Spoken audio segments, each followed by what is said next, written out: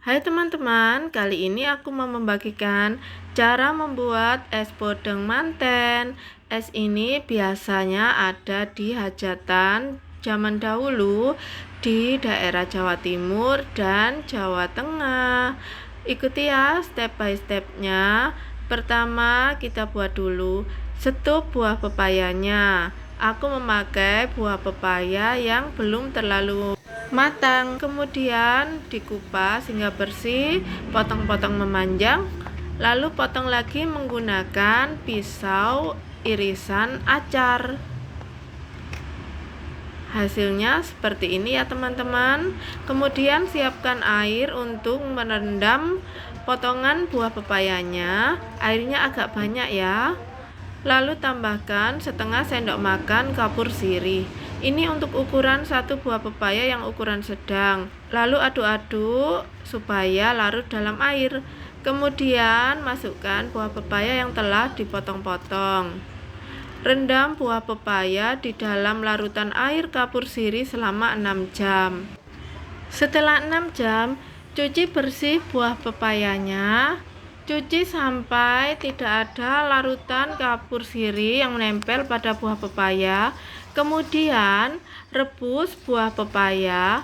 Rebus dengan menggunakan banyak air ya teman-teman, hingga seluruh buah pepaya terendam di dalam air rebusan. Rebus sampai airnya mendidih. Setelah mendidih, matikan kompor, kemudian buang air rebusannya. Lalu ganti dengan air rebusan yang baru, cukup 1 liter saja. Kemudian tambahkan dengan 300 gram gula pasir. Tambahkan juga dengan 2 batang kayu manis dan 3 buah cengkeh. Kemudian aduk-aduk sampai gula pasir larut dan airnya mendidih. Setelah mendidih, masukkan kembali buah pepaya ke dalam rebusan air gula. Kemudian aduk-aduk sebentar. Cukup sebentar saja ya teman-teman. Kemudian matikan kompor. Dan ini setup buah pepayanya telah matang. Dinginkan terlebih dahulu ya teman-teman. Selanjutnya aku buat setup nanasnya. Buah nanas dibelah seperti ini ya teman-teman. Kemudian buang bagian tengahnya. Lalu potong-potong menggunakan pisau irisan acar. Sebaiknya menggunakan buah nanas yang cukup matang ya teman-teman, supaya aromanya lebih keluar.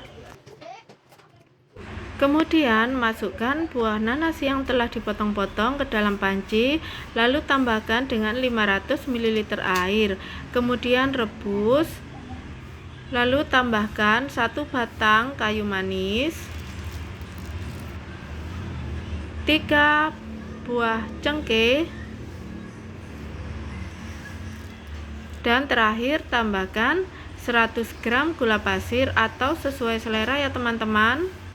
Tidak perlu terlalu lama ya teman-teman merebusnya, cukup hingga airnya mendidih saja. Setelah mendidih, segera matikan kompor.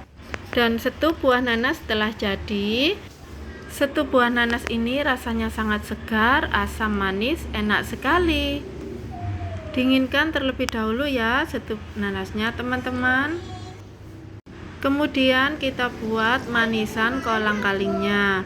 Kolang-kaling masukkan ke dalam panci, kemudian tambahkan dengan 500 ml air. Lalu rebus kolang-kaling.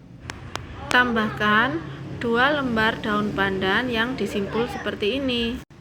Lalu masukkan 100 gram gula pasir. Kemudian aku beri pewarna makanan warna merah muda. Aduk-aduk supaya warnanya merata, kemudian rebus sampai mendidih. Dan ini manisan kolang-kaling telah jadi. Terakhir kita buat puding pandan santannya. Aku menggunakan 2 bungkus tepung agar-agar warna hijau. Tuang agar-agarnya ke dalam panci.